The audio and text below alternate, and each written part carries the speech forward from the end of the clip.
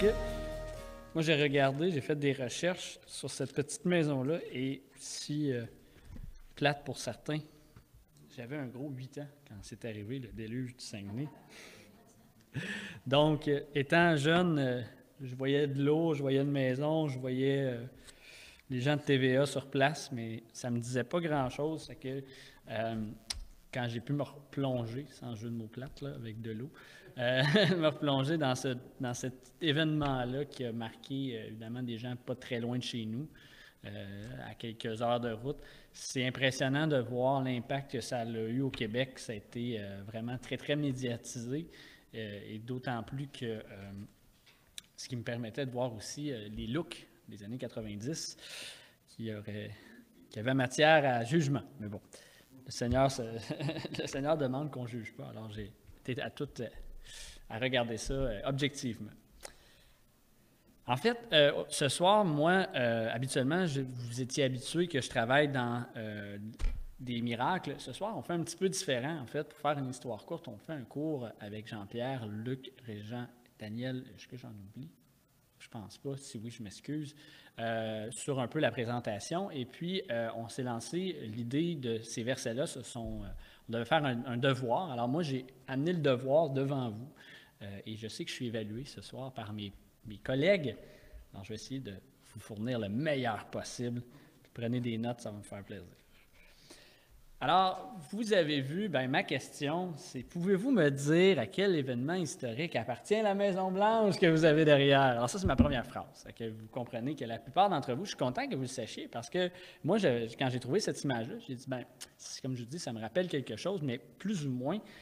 Donc, c'est évidemment la petite Maison-Blanche qui a eu lieu dans le déluge, comme je vous l'ai dit, en 1996, et ça a fait le tour du monde, pas simplement au Québec. On en a parlé partout. Pourquoi? C'est que si vous aviez, je n'ai pas la photo avant, malheureusement, si vous aviez vu le secteur, il y avait un belle ville autour de ça. Il y avait des maisons et il y a eu seulement cette maison-là qui, malgré très endommagée, est encore visitable et encore debout à l'époque. Aujourd'hui, on se parle. Donc, ce qui est intéressant, c'est que même si on voit qu'elle a été frappée par beaucoup d'eau, elle a réussi à tenir fort et je ne connaissais pas l'anecdote de la Sainte Vierge, donc c'est pour ça que je disais tantôt, je trouvais ça intéressant. Mais j'ai fait des recherches, j'ai essayé de voir, on parlait que c'était des gens qui restaient là. Je me suis dit que ce serait tout un addon que ce soit des chrétiens, mais je n'ai pas eu cette information-là. Mais à ce que je comprends, ce n'était pas le cas. En fait, on n'est pas habitué à des déluges de la sorte du côté de Sorel-Tracy, même nous du côté de Shawinigan, s'il y avait eu un déluge de la sorte. Je vous donne une idée. Moi, quand on est arrivé ici à Sorel, on s'est rendu compte que c'était vraiment très plat comparé à Shawinigan, où est-ce que nous, il y a des côtes, puis quand même, il y a des dénivellations assez importantes. Puis pour vous donner une idée, nous, c'est le fleuve Saint-Maurice, donc la suite du fleuve Saint-Laurent qui passe par chez nous. Et s'il y avait eu un déluge, s'il y avait eu qu'on ait de l'eau dans notre sous-sol à l'époque où on restait chez mes parents, ça aurait inclus vraiment là, que je pense que ça aurait été très, très grave et encore pire que ça parce qu'on est très, très haut, pas en haut d'une montagne, au moins en haut d'une côte. Donc, c'était pas quelque chose que je connaissais, qu'on voit régulièrement, sauf qu'ici à Sorel, je sais qu'il y a un secteur qui vit des problèmes avec les inondations année après année, qui est souvent pas loin d'ici, là, sur le chemin Sainte-Anne, parce que, étant proche de l'eau, j'ai un client qui, lui, reste une maison pas loin d'ici, sur le chemin Sainte-Anne, qui disait que cette année, ça avait été une crue des eaux assez importante. Il avait même eu peur là, pour perdre une partie de terrain tellement que l'eau montait assez rapidement. Donc, on a quand même à vivre ce genre d'événement-là. Puis, vous avez aussi sûrement déjà vécu un peu d'eau dans votre sous-sol. Je parle en connaissance de cause pour ceux qui étaient là samedi. Je ne raconterai pas l'anecdote par manque de temps, mais c'est le genre d'événement qu'on se retrouve avec un peu d'eau dans le fond du sous-sol. Et puis, on doit vivre avec le fait que l'eau, c'est une force de la nature. Et on le voit ici vraiment dans l'image. Moi, je trouvais ça intéressant que cette maison-là était à toute épreuve, même à l'épreuve d'une force de la nature qui est l'eau.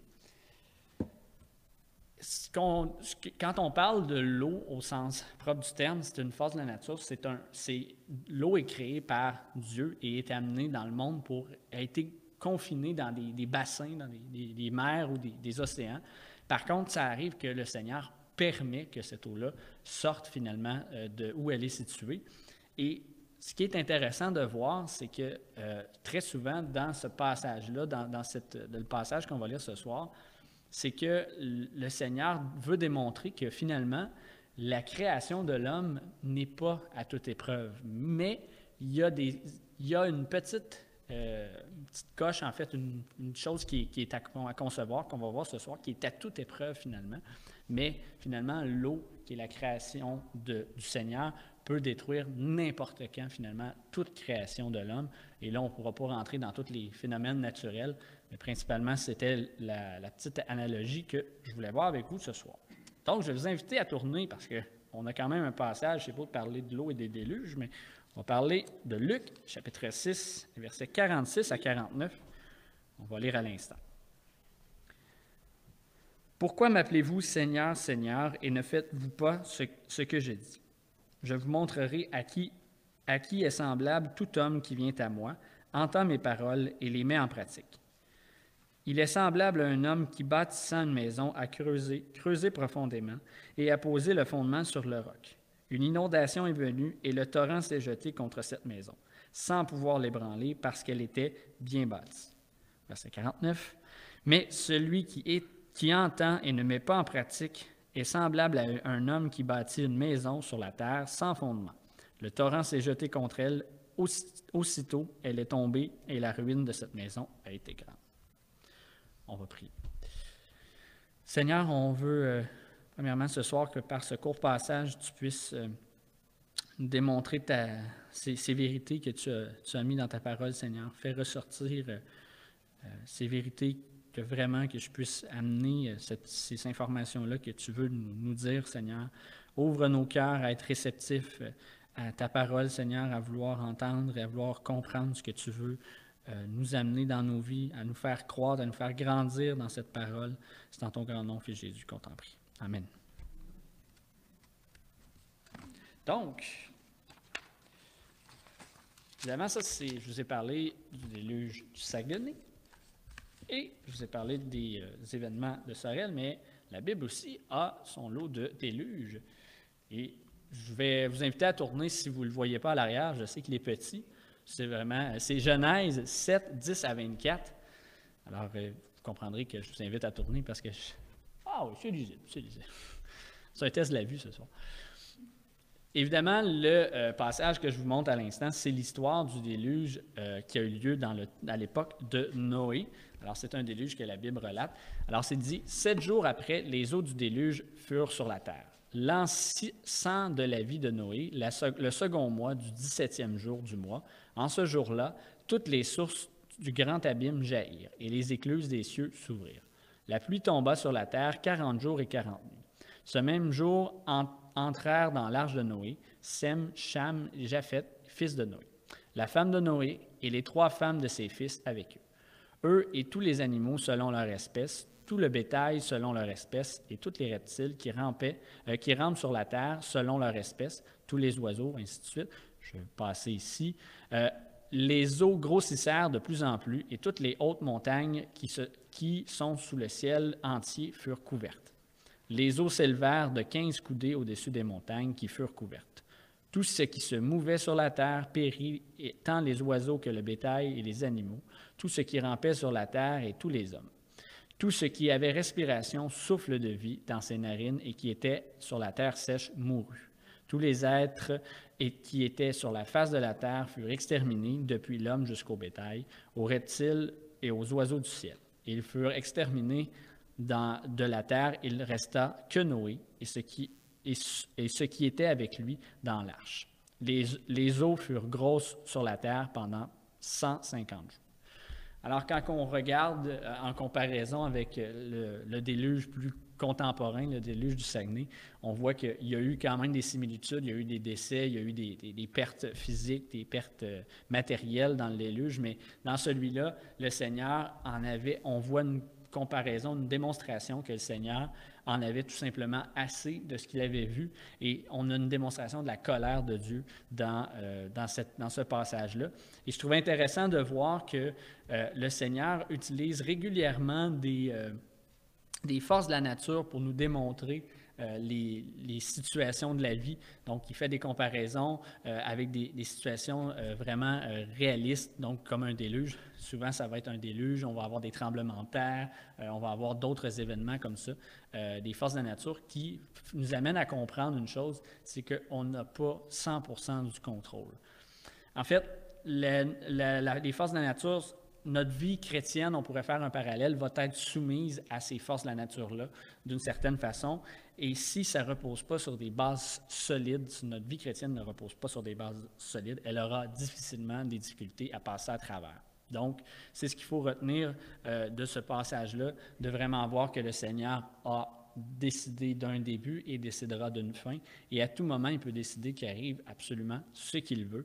Et même si aujourd'hui les hommes continuent constamment de vouloir développer, on sait qu'on entend régulièrement des maisons là, sont construites anti-séisme, anti-ci, anti-ça, ou des trucs plus puissants, plus forts, le Seigneur a encore le dernier mot, malgré tout. Pour nous mettre en contexte, en fait, au chapitre 6, ce qui est très drôle, en fait, c'est que le Seigneur a bien fait les choses. Le dernier passage que j'ai fait, c'est le début du chapitre 6, et là, on termine à la fin. Donc, entre deux, peut-être, Dieu voulant, on ira étudier ce passage-là. Donc, pour le dernier message, en fait, au début du chapitre 6, on peut y voir que c'est le passage où est-ce que le Seigneur est passé avec ses disciples. Et puis qu'il y a ils prennent des épis, et là, les pharisiens, les scribes disent là, tu n'as pas le droit, c'est le sabbat, et ainsi de suite. Donc là, le Seigneur va commencer à leur présenter, et c'est la guérison de la personne avec la main sèche. Donc ça, c'est au début du chapitre 6.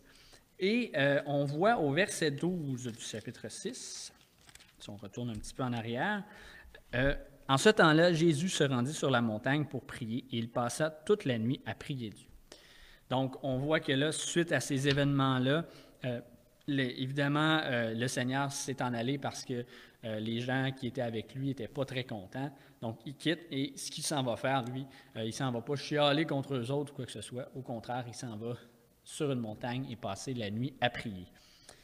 Et par la suite, c'est le choix des 12 disciples du Seigneur qui sont faits du Seigneur Jésus. Donc, à partir du verset 12 et suivant, on a cette sélection-là des 12 disciples. Et par la suite, au verset 20, on retrouve Jésus dans un endroit commun qu'on pourrait appeler un genre de centre-ville de l'époque, où ce que les gens il y a des gens qui viennent de Judée, de Tyr, de Sidon, et c'est là qu'il va enseigner à ces gens-là et aux disciples. Donc, ça nous amène à l'endroit où on est. Donc, le Seigneur, lui, se retrouve finalement à, enseigner principalement à ses disciples des vérités bibliques, mais aussi, par le fait même, comme ça arrive régulièrement dans la parole, le Seigneur va avoir enseigné à des gens autour qui sont là par défaut, si on peut dire. Et il va présenter en fait un enseignement qui, je suis convaincu, qui encore aujourd'hui va nous faire réfléchir. Et on pourrait faire ressortir finalement son enseignement en 4 points. On va y aller comme ça ici. Donc, premier point, incohérence au verset 46, identique au verset 47, immuable au verset 48 et indolence au verset 49. Merci Jean-Pierre, j'ai réussi des i. Alors, tu vois, toujours en hommage à Jean-Pierre. Donc, on va y aller avec le premier passage, le verset 46. Alors, je vous invite à retourner au verset 46 si ce n'est pas déjà fait. Alors, le verset 46 va comme suit. « Pourquoi m'appelez-vous Seigneur, Seigneur, et ne faites-vous pas ce que je dis? » En fait, le mot de Seigneur en grec, c'est « kurios », qui signifie « à qui une personne ou à une chose appartient, sur quoi il a un pouvoir ». Alors, c'est intéressant de voir que le Seigneur va aller mentionner dans ce passage-là, de dire finalement, vous m'appelez Seigneur, vous me dites que j'ai tout pouvoir sur vous, mais au contraire, quand vient le temps de faire ce que je dis, vous ne le faites pas. Donc, il y a vraiment une incohérence complète dans ce passage-là, dans ce verset-là, et c'est ce que rapidement le Seigneur va mentionner à ses disciples et aux gens autour. Il va dire, c'est parfait, vous dites que je suis le Seigneur, vous dites que je suis le Fils de Dieu, et ainsi de suite, mais jamais vous allez faire ce que je dis. Donc, il y a vraiment ce passage-là, cette contradiction. Et d'une autre façon, Jésus mentionne à ses disciples qu'il utilise régulièrement le mensonge face à lui. Et du même coup, ben, il pêche. Parce que si vous dites à quelqu'un quelque chose et que vous faites le contraire, ben, c'est que vous avez menti à cette personne-là, vous n'avez pas tenu vos engagements. Donc, d'une certaine façon, vous avez menti. Et le Seigneur l'a mentionné dans Matthieu 7, le verset 21 à 23. « Pour entrer dans le royaume des cieux, il ne suffit pas de me dire « Seigneur, Seigneur », il faut accomplir la volonté de mon Père céleste. Au jour du jugement, nombreux seront ceux qui me diront « Seigneur, Seigneur, nous avons annoncé le message de Dieu en ton nom. Nous avons chassé des démons en ton nom. Nous avons fait beaucoup de miracles en ton nom, n'est-ce pas? Et cependant, il me faudra leur déclarer formellement « Je ne vous ai jamais connus. Vos actes sont mauvais. Ils sont contraires à la loi de Dieu. Allez-vous-en. » Ce qui est intéressant dans ce passage-là, et qui est un des passages qui vient me chercher dans la parole du Seigneur, c'est que le Seigneur mentionne ici que très souvent, on se rend compte qu'on suit le Seigneur, moi j'aime souvent dire en surface. On a cette facilité-là de dire, on vient à l'assemblée le mardi, on vient à l'assemblée le dimanche. De temps en temps, on a des réunions pour divers ministères, on va là, ainsi de suite. Mais le temps va tellement vite qu'on se pose la question, en tout cas, moi, c'est une question qui m'amène à me dire, est-ce que vraiment on amène à aller profondément en communion avec le Seigneur? Et une communion profonde a vraiment une distinction complète de juste lire un passage biblique. Une anecdote bien simple que je pourrais vous raconter. Aujourd'hui, avec la technologie, on a la facilité d'avoir la Bible sur des cellulaires comme ça. Et encore là, aujourd'hui, j'ai la possibilité d'avoir la Bible lue, en fait. Je peux l'écouter. Ce qui est intéressant dans ça, c'est que je peux faire autre chose en écoutant ma Bible. La problématique, c'est que je me suis rendu compte récemment que, est-ce qu'on peut être vraiment concentré en écoutant la parole qui nous parle dans l'oreille gauche et en faisant de quoi de l'oreille droite ou de la main droite? En fait, c'est vraiment une chose que je me suis rendu compte avec le temps, c'est qu'on a la facilité, on a encore plus accès qu'avant à la parole. Il y a des siècles, en fait, les gens n'avaient même pas accès à une Bible dans leur propre maison. Moi, je n'ai pas connu ça, on n'avait pas accès à la parole du Seigneur, c'était réservé aux prêtres des églises et tout ça. Et aujourd'hui, on a tous accès à une Bible, on en a accès sur Internet, sur nos cellulaires, et pourtant, est-ce qu'on lit vraiment la parole profondément? Et c'est ce que le Seigneur nous mentionne dans cet aspect-là, c'est qu'il nous dit, oui, c'est bien de le suivre, mais il faut s'assurer que ce soit vraiment, à toute épreuve, ce soit fondé, parce que sinon, au jour du jugement, le Seigneur va dire, « Je ne vous ai point connu ». Et c'est une crainte qu'on devrait tous avoir. Est-ce que le Seigneur on va être de ceux qui vont nous dire, « Viens avec moi, bon et fidèle serviteur », ou au contraire, il va nous dire, « Je ne vous connais pas ». Imaginez que vous avez vécu toute votre vie et que devant le Seigneur, il ne vous connaît pas, le maître de l'univers. C'est à faire réfléchir finalement. On peut aussi remarquer en fait que dans ce passage-là, Jésus ne dit pas une affirmation, mais une question. Je suis dans le retour dans le verset 46. Alors il pose la question. Il y a un point d'interrogation à la fin. Pourquoi ne faites-vous pas ce que je dis? Vous savez, le Seigneur, régulièrement, il va utiliser cette façon-là. Il va aller poser des questions aux gens qui sont autour. On l'a vu dans le début du chapitre 6. Il va aller mentionner aux gens, est-ce qu'il est mieux de guérir ou ainsi de suite. Le Seigneur va vraiment vouloir faire réfléchir et aussi faire prendre conscience les gens qui sont devant lui. Il aurait pu très bien dire, au lieu de dire « Pourquoi m'appelez-vous Seigneur, Seigneur et ne faites pas ce que je dis », il aurait pu très bien aller dire « Vous m'appelez Seigneur puis vous faites absolument le contraire ». Le Seigneur, au contraire, voulait vraiment aller présenter aux gens qui étaient là une question pour les faire prendre conscience de cette affirmation-là. Et du même coup, bien évidemment, leur faire prendre conscience de leur faute. Petit commentaire de Matthew Henry sur ce passage-là. Nos paroles sont généralement le reflet de ce qui est ancré dans notre cœur. Il n'y a que ceux qui vivent, qui parlent et qui agissent selon la parole de Dieu qui ne pourront assurer l'éternité à leur âme auprès du Seigneur. Ils en tireront tous les bénéfices ici-bas au temps de l'épreuve.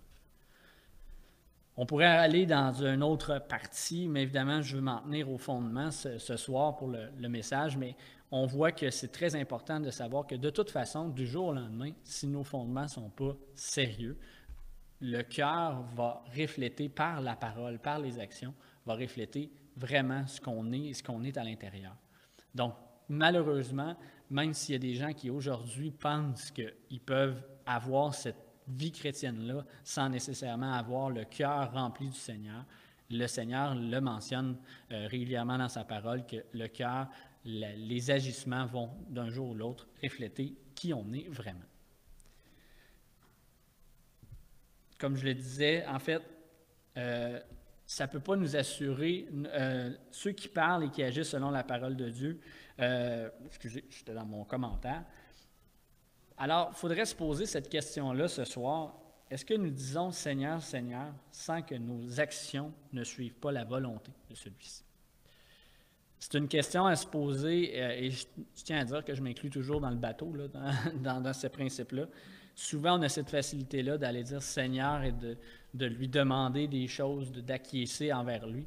Mais est-ce que lorsque vient le temps de le louer, de l'adorer, d'être prêt, d'être en communion avec lui, est-ce que vraiment on fait ces demandes? C'est sûr que c'est facile.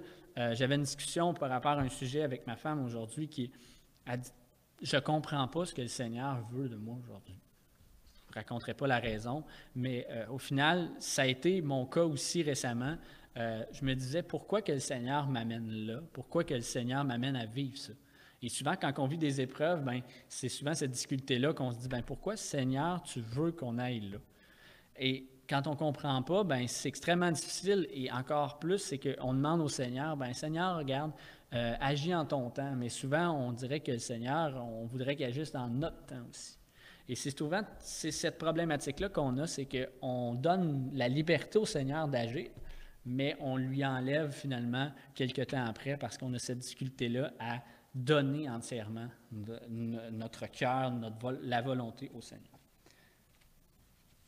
Ensuite, il y a le deuxième point, le verset 47, le deuxième point qui est identique. Alors, on va lire le verset 47. « Je vous montrerai à qui est semblable tout homme qui vient à moi, entend mes paroles et les met en pratique. » Par contre, si le Seigneur nous avait laissés seuls ce soir, qu'il avait dit, moi, je vais pas venir sur la terre, je vais pas envoyer mon fils sur la terre, on serait sûrement encore en train de chercher quelque chose. On a à justement regarder les gens autour de nous dans le monde qui sont tout le temps en train de rechercher des idoles, des façons d'adorer, des gens à adorer. Il y en a qui adorent des vedettes du sport, des vedettes de la télé qui n'ont aucune valeur aux yeux de Dieu d'une certaine façon. Vous comprenez ce que je veux dire? Et c'est intéressant parce que quand je suis venu au Seigneur, j'avais, comme un peu tout le monde, cette facilité de dire « j'adore quelque chose ». Et ma femme de me dire « tu peux qu'adorer le Seigneur ». Et j'ai eu cette difficulté-là en début de vie chrétienne de me bloquer, entre guillemets, à dire « j'adore le hockey, j'adore le ci, j'adore ça ». Et quand tu te rends compte finalement la différence vraiment entre le mot « adorer » et le mot « aimer », tu vois que vraiment tu ne peux qu'adorer le Seigneur. Mais c'est ce qu'on voit dans ce passage-là qu'il faut s'assurer d'être vraiment identique à ce que le Seigneur nous présente comme imitation finalement. C'est pourquoi qu'en fait au verset 47, Jésus nous mentionne que nous devrions ressembler à quelque chose, à quelqu'un, à lui-même finalement. Dans ce verset-là, Jésus nous mentionne qu'il nous donne les plans de notre maison pour qu'elle soit à toute épreuve. Il nous le donne en 3 étapes. Comme le temps file rapidement, je vais les passer rapidement. Ça pourrait être même ce verset-là, une étude, un message complet. Mais on voit principalement dans le verset 47 qu'il dit premièrement « Venez à moi ». En fait, je vous montrerai qu'il est semblable à tout homme qui vient à moi. Donc la première étape, c'est qu'il faut venir au Seigneur. Et on pourrait appeler ce passage-là finalement la foi. Il faut avoir la foi envers le Seigneur en tout premier lieu. Romains 1,17 nous dit ceci. « Parce qu'en lui est révélée la justice de Dieu par la foi, et pour la foi, selon qu'il est écrit, le juste vivra par la foi. » Donc, pour ressembler au Seigneur, il faut s'assurer d'avoir la foi en lui. Ensuite, il nous le dit, qui vient à moi, « Entends mes paroles ». Entendre les paroles, en fait, il faut avoir de l'espérance. Parce que les paroles du Seigneur, c'est des paroles du futur, qui vont nous amener finalement à voir la vie, comment elle va être. Il nous parle beaucoup de la vie éternelle, de ce qu'on va avoir lorsqu'on va être avec lui. Évidemment, vous comprendrez qu'on a déjà quelque chose en lui, mais ces paroles-là sont d'espérance et c'est ce que le Seigneur veut nous démontrer, de dire qu'il faut vivre de cette espérance-là. Et on le voit dans Hébreux 10, 23, qu'on a tout juste en dessous de Romains 1, 17. « Retenons fermement la profession de notre espérance, car celui qui a fait la promesse est fidèle. » On a l'espérance, la confiance qu'on peut mettre en une personne qui n'est pas une personne, qui est un être qui a mis une promesse fidèle. Il n'y a aucune façon de détourner cette promesse-là. Donc, on peut voir que si on veut être imitateur, si on veut être identique à la personne que le Seigneur parle dans ce verset-là, c'est vraiment d'avoir cette espérance. Ensuite, il est dit aussi, la fin du verset, il faut mettre en pratique. Souvent, ça, c'est le bout un petit peu plus difficile. En tout cas, je parle pour moi. On est capable d'avoir la foi, de croire que le Seigneur est dans notre vie. On est capable d'avoir cette espérance-là qu'il y a une vie après la mort. Mais après ça, c'est de mettre en pratique ces paroles, ces commandements. C'est la partie où est-ce que beaucoup d'entre nous ont de la difficulté. Et ce qui est intéressant, c'est qu'on peut en déduire que par cette partie-là, de mettre en pratique, le Seigneur nous démontre souvent une autre attitude à avoir pour être identique à lui. Pour mettre en pratique, le Seigneur a dans tous ses actes, dans toutes ses actions, je vous l'ai mentionné tantôt dans le verset 46, il n'a pas été à venir frapper sur le clou des gens qui le parlaient. Au contraire, il a posé une question pour gentiment leur amener à prendre conscience de leur péché. Ce qui nous amène que plusieurs fois dans la parole, on est capable de concevoir que le Seigneur dit d'agir avec amour. Donc, de vraiment mettre en pratique ces paroles. Et on le voit dans Romains 13, 10. « L'amour ne fait point de mal au prochain. L'amour est donc l'accomplissement de la loi. » En fait, le Seigneur vient nous mentionner la recette d'un ciment de fondation solide. Alors, si vous avez une maison à faire construire, un peu d'amour, un peu de foi, un peu d'espérance, mettez un peu de ciment aussi, là, ça va peut-être aider. Mais tout ça mélangé, c'est vraiment la structure nécessaire que notre vie chrétienne doit avoir. Et c'est ce que le Seigneur nous mentionne là-dedans. Donc, la foi, l'espérance et l'amour. Au verset 48 maintenant. Permettez-moi une gorgée d'eau avant que vous perdiez l'audio. J'avais une rencontre cet après-midi, donc la voix, je la sens diminuer. J'espère que la conclusion, au pire, je vais vous la mettre puis je la lirai une autre fois. Ça devrait aller. Le verset 48, on va le lire à l'instant. Alors là, il nous donne la partie positive, si je pourrais dire. « Il est semblable à un homme qui, bâtissant une maison, a creusé profondément et a posé le fondement sur le roc. Une inondation est venue et le torrent s'est jeté contre cette maison sans pouvoir l'ébranler parce qu'elle était bien bâtie. » En réalité, dans ce verset-là, Jésus nous présente le résultat d'une bonne et d'une mauvaise fondation. Il nous présente la bonne fondation, verset 48, et on va le voir dans quelques instants, verset 49. Il nous présente la mauvaise fondation. Dans le verset 48, Jésus démontre que de creuser profondément sa fondation pour l'appuyer solidement sur du roc, sur du solide. Je ne sais pas si vous avez déjà fait des trous. Moi, j'étais un fanatique quand j'étais plus jeune de faire des trous dans la cour au grand désagrément de notre propriétaire à l'époque. Mais rassurez-vous, je les renterrais.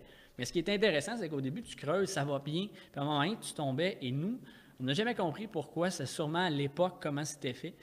Très profondément, on était capable de trouver des briques rouge de maison, et on sentait que c'était évidemment comme un genre de restant de plancher ou de structure qui devait être faite en briques parce qu'ils ont mis de la terre par-dessus. Donc, nous, on s'amusait à trouver les briques. Ma mère m'a même dit à l'époque, fais attention, enlève pas les briques parce que le sol va tomber. Je n'ai jamais cru ça. Alors, je les ai tous enlevés. On est jeunes puis on s'amuse, hein? Ceci étant dit, le sol est encore en bon état pour ceux que ça intéresse, mais ça nous amène à voir que plus on creuse, plus le sol est dur, le sol est intense, le sol est vraiment important. Un autre exemple que je pourrais donner au sens plus structurel, je suis un amateur d'émissions de rénovation et je ne sais pas si certains d'entre vous, sinon vous irez sur Internet, là, les technopieux. Ça vous dit quelque chose? Bon, il y a quelques personnes qui ça dit quelque chose. En fait, c'est qu'eux vont aller ancrer très profondément. Je pense que c'est quelques pieds, là, plus que même si ce n'est pas 10 pieds, ils vont creuser dans le fond et ils vont pouvoir mettre des pieux. Et c'est à l'épreuve d'à peu près tout. Bon, je n'ai pas testé précisément cette option-là avant de vous parler ce soir, mais ça nous dit que c'est vraiment même dans l'homme d'aller creuser profondément. Mais là, on n'est pas en train de je ne suis pas en train de vous donner la façon de faire une maison, puis je vais vous donner des plans en fin de soirée. On est ici pour étudier la parole. Donc, ce que ça veut dire, c'est que le Seigneur voulait nous mentionner quelque chose après ça. Bien qu'au sens physique, ça soit vrai, bien qu'on est d'accord avec ça, le Seigneur Jésus veut plutôt nous faire comprendre de s'appuyer au plus profond de nous-mêmes, sur la véritable pierre qui saura tenir notre maison à toute épreuve. Il le dit dans Éphésiens au chapitre 2, au verset 19 à 22. Je pense, si c'est plus difficile à lire, vous pouvez tourner. Éphésiens chapitre 2, verset 19 à 22. « Ainsi donc, vous n'êtes plus des étrangers, ni des gens du dehors, mais vous êtes des concitoyens, des saints, gens de la maison de Dieu. Vous avez été édifiés sur le fondement des apôtres et des prophètes, Jésus-Christ lui-même étant la pierre angulaire. En lui, tout l'édifice bien coordonné s'élève pour être un temple saint dans le Seigneur. En lui, vous êtes aussi édifiés pour être une habitation de Dieu en esprit. » On voit qu'on a ce privilège-là dans notre vie d'avoir comme base la pierre qui est le Seigneur Jésus-Christ. L'Église a débuté par cette pierre-là, cette structure-là, et c'est ça qu'on doit aller travailler au plus profond de nous, de s'ancrer sur cette pierre-là qui est à toute épreuve. En réalité, Jésus, on va le voir aussi, présente maintenant la version qui ne résiste pas. Jésus présente aussi que la maison de l'homme résiste à une inondation. Il aurait pu choisir toute autre force de la nature, en fait. Il aurait pu choisir des tremblements de terre, mais il a choisi l'inondation. Puis ça, c'est un peu, je dirais, le commentaire pro novo. Alors, c'est une réalisation de ça. Je me dis, bien, le Seigneur, pourquoi il a choisi l'inondation? Pourquoi il n'a pas choisi un autre? Peut-être que cette raison-là peut tenir la route. Moi, je pense que oui, mais ça ne laisse aucune chance sur son passage au niveau d'une inondation. On l'a vu dans l'image du départ, mais lorsque les crues des eaux arrivent, ça ramasse tout au complet. On parlait de la statue de la Sainte Vierge tantôt, on ne l'a pas retrouvée encore. Alors, ça prend tout sur son passage et c'est extrêmement difficile pour les gens qui sont pris dans ces vagues-là, dans cette crue des eaux-là, de rester en vie. Donc, le côté de l'inondation amène que le Seigneur a amené une force assez impressionnante. Je ne dis pas qu'il faut minimiser toutes les autres forces de la nature, mais je pense que l'inondation a vraiment son lot d'effets dévastateurs sur ce qui arrive dans notre vie. Ben, en fait, l'inondation, je pense que ça peut aussi venir présenter ou avoir cette analogie-là, que ça peut représenter le débit d'eau de nos pensées dans le monde, qui déferlent dans notre vie et qui tentent toujours de nous transporter avec le courant. Trop souvent, dans notre vie en général, on a à confronter ce débit-là. Donc, nous, on est ancrés avec le Seigneur et on reçoit de tous bords, tous côtés, des coups de ces vagues-là, de cette eau-là, qui tentent de nous déraciner de où on est pour arriver finalement à nous emmener dans le courant du monde. Mais si vous savez, la plupart des gens qui vont dans le courant, il y a eu évidemment plusieurs décès au niveau du courant qui a eu lieu dans le déluge, mais je n'ai pas besoin de vous expliquer. Allez faire un tour dans le fleuve à ce temps-ci de l'année, vous me direz combien de temps vous avez réussi à rester longtemps. D'après moi, ça ne devrait pas être très long. Donc, l'eau a vraiment cette évaluation-là. Matthew Henry, qui dit encore une fois ici là-dessus, « Ceux qui s'attachent à la piété doivent fonder leur espérance sur Christ, le rocher des âges, le véritable fondement qu'aucun homme ne peut offrir. Face à la mort et au jugement, ces âmes sont en sécurité, étant gardées par la puissance de Christ, par la foi en son salut. Ils ne périront jamais. » serait intéressant, ce petit commentaire de notre Matthew Henry. Donc, ceux qui s'attachent à la piété ont vraiment cette capacité-là d'avoir une assurance à tout jamais, et pour ne pas répéter mon thème, à toute épreuve. Le dernier passage, le verset 49, « Mais celui qui entend et ne met point en pratique est semblable à un homme qui a bâti une maison sur la terre sans fondement. Le torrent s'est jeté contre elle et aussitôt elle est tombée et la ruine de cette maison a été grande. » On a la preuve que qu'une mauvaise fondation peut facilement laisser emporter par le courant. Si on n'est pas ancré solidement, si on est ancré dans la terre glaiseuse, tout ça, c'est extrêmement difficile d'arriver et de tenir le coup devant les forces de la nature, devant les forces du monde aussi, si vous comprenez l'analogie que je peux en faire. Jésus, il explique en fait que celui qui a entendu la parole mais qui n'en met pas en pratique, c'est l'équivalent de quelqu'un qui ne creuse pas assez pour construire ses fondements d'une maison. Il va avoir entendu la parole, il va savoir. Il y a beaucoup de gens aujourd'hui dans ce monde qui connaissent peut-être même plus la parole de Dieu que moi je peux la connaître. Il y a des gens du monde qui vont dire « Ah oui, Luc, chapitre 6, c'est tel verset et tout ça », mais ils ne la mettent pas en pratique. Et c'est là que la différence se présente.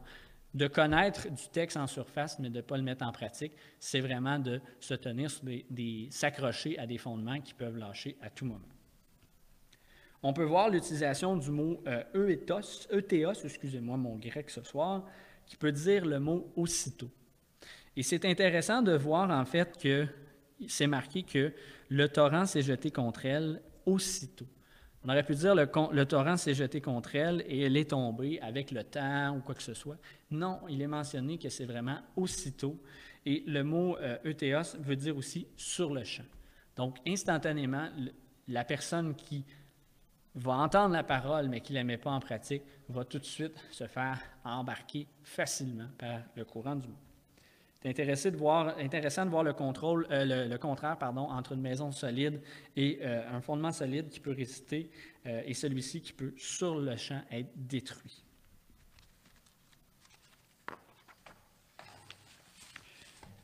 On voit aussi à la fin du verset 49 qu'il dit que cette maison-là est tombée et la ruine de cette maison a été grande. Le Seigneur mentionne évidemment à partir de ce passage-là que le jour du jugement ne sera vraiment pas très drôle pour ces gens-là qui ont entendu la parole, mais qui ne l'ont pas mis en pratique. En fait, c'est sans équivoque qu'ils ne seront pas jugés comme un enfant de Dieu, mais qui seront jugés comme quelqu'un du monde.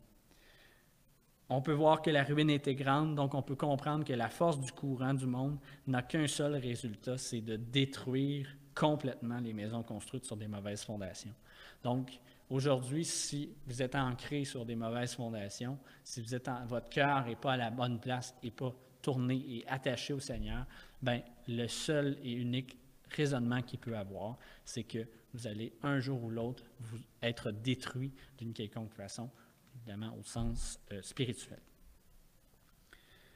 On peut comprendre que si le Seigneur nous parle de la maison, il nous parle de nos vies. Et que la vie est construite sur de bons fondements sera à toute épreuve lorsqu'un homme qui vit d'une vie d'indolence, que l'épreuve de sa vie arrivera, il tombera. En gros, c'est que si nos vies sont ancrées vraiment en Christ, on aura cette assurance-là de pouvoir vivre, tandis que l'autre, on ne sait jamais quand ça peut arriver, quand ça peut tomber. En conclusion, parfait, il me reste 5 minutes.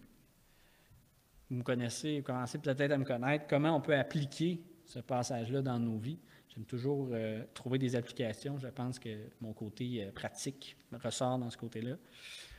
En fait, on doit s'assurer premièrement d'être ancré chaque jour très profondément dans notre cœur, dans la vérité de la Bible. C'est facile de vouloir, je vous ai fait l'explication tantôt, de vouloir lire la parole en un an. Et je remercie Jean-Pierre de nous le rappeler que c'est toujours une bonne chose de lire la parole chaque jour. Mais de la lire et de la méditer, c'est deux choses complètement différentes. Alors, je pense que l'application qu'on doit en sortir, c'est que si on veut avoir de bons fondements, il faut l'entretenir, ce fondement-là. Bien qu'il soit ancré dans le sol, il faut constamment le travailler, s'assurer qu'il ne pourrit pas, qu'il n'y a pas de problème, qu'il n'y a pas de fissure à gauche et à droite, pour faire en sorte qu'il dure le plus longtemps possible. je ne connais pas nécessairement les propriétaires de la petite Maison Blanche, mais le fait qu'ils étaient ancrés sur un rocher et le fait que la fondation était très forte a pu résister à un très grand désastre naturel. Mais c'est la même chose dans nos vies. Il faut s'assurer de ne pas, faut s'assurer de ne pas être des chrétiens de surface qui lisent sans comprendre la parole et qui écoutent sans entendre. Je le confesse, comme je le dis, trop souvent, on est pris dans notre vie qui va tellement rapidement aujourd'hui qu'on se dit, ben Seigneur, aujourd'hui, je vais t'écouter de l'oreille, puis je vais te lire du coin de l'œil, puis vous savez, ben je l'ai donné l'exemple du cellulaire, ben ça sonne. Ah, un petit courriel. Ah, un petit message sur Facebook. Ah, Jean-Pierre qui nous amène qu'il faut donner notre thème d'adoration. Alors, il répond dans ce cas-là, Jean-Pierre, quand c'est le thème d'adoration. Mais sinon, il faut vraiment s'assurer que ce cellulaire-là, on a accès à de l'information rapidement et ça nous cause le problème qu'on est rapidement décroché. J'avais une formation sur les médias sociaux récemment qui disait que la statistique, c'est que le temps d'attention d'un humain est de 7 secondes et d'un poisson rouge, 8 secondes. Alors, on a moins d'attention qu'un poisson rouge. Il faut s'assurer de le prendre et de le garder. C'est ce que je vous dis ce soir. Si vous avez retenu juste ça, bien, en tout cas. Il faut prendre aussi courage et appui sur notre Seigneur, comme le dit Jean 16, 33. « Je vous ai dit ces choses afin que vous ayez la paix en moi. Vous aurez des tribulations dans le monde, mais prenez courage, j'ai vaincu le monde. » Le petit 4 mots, là, après 4, 5, si vous comptez l'apostrophe, après la virgule, là, il est important. J'ai vaincu le monde. On a un vainqueur. On ne croit pas en quelqu'un on croit en un vainqueur. Donc, gloire à Dieu pour ça. Et aussi dans Jean 14, et 16, versets 16 à 18, « Et moi, je prierai le Père, et il vous donnera un autre consolateur, afin qu'il demeure éternellement avec vous. » On a accès à savoir aussi que, oui, le Seigneur est parti rejoindre son Père. Oui, physiquement, il n'est plus sur la terre, mais avec nous, dans nos cœurs, il a amené le Saint-Esprit pour s'assurer qu'on soit dans tout notre cheminement en sa présence.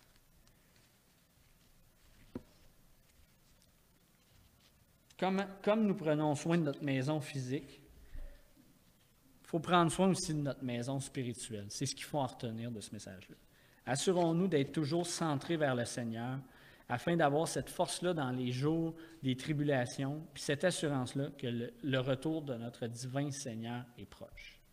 Moi, je pense que je terminerai sur cette affirmation-là, que le fait que dans nos vies, si on a le regard tourné, si on a ces ancrages-là bien fixés sur le Seigneur, on peut juste avoir cette force-là. Et je suis sûr que ce soir, en allant à la maison, ou même dans votre journée en tant que telle, si vous prenez le temps de vous asseoir puis de vous questionner, qu'est-ce que le Seigneur a fait que j'ai eu la force de passer à travers telle ou telle chose, vous allez ressortir sûrement des moments de votre vie qui sont assurément que vous n'auriez pas eu la force si vous n'aviez pas eu le Seigneur. En tout cas, je ne sais pas si c'est juste moi, mais je ne pense pas. Très souvent, moi, je me dis, si je passe à travers cette épreuve-là, c'est parce que j'ai le Seigneur dans ma vie. Mais c'est d'être capable de l'avoir dans ces difficultés-là, de l'avoir aussi dans les bons moments et de vraiment toujours l'avoir auprès de nous et de pouvoir s'assurer qu'il est là. Il est la pierre angulaire, donc de ne pas se perdre parce que lui ne quittera jamais. Mais nous, on a cette facilité-là de s'éloigner de lui. Donc, je pense que si on avait une application, c'est de s'assurer d'être toujours près de lui à tout instant, à tout moment. On va prier. Seigneur, on veut premièrement te remercier de ce que tu nous apprends par tes passages dans ta parole, Seigneur. À chaque fois que j'en fais l'étude, Seigneur, et je suis sûr que c'est pareil pour tous mes collègues, tous mes frères qui font l'étude, on découvre vraiment un Dieu si grand, si merveilleux, Seigneur. Gloire à toi, Seigneur, qu'on ait accès à ta présence en tout temps, en tout lieu. Il n'y a pas de moment, il n'y a pas de temps mort où est-ce qu'on n'a pas accès. On a toujours la possibilité de se tourner vers toi et de s'en remettre à toi. Merci, Seigneur, pour ça. Merci pour ton enseignement que tu permets qu'on ait à chaque jour, à chaque instant. Fais en sorte qu'on puisse être des chrétiens avec un fondement solide, un fondement qui se tourne vers toi et qu'on veuille l'entretenir, Seigneur, qu'on travaille à l'entretenir à chaque jour pour s'assurer que ce fondement-là devienne de plus en plus fort et non qu'il s'effrite avec le temps. C'est en ton grand nom, Fils Jésus, que je t'en prie. Amen.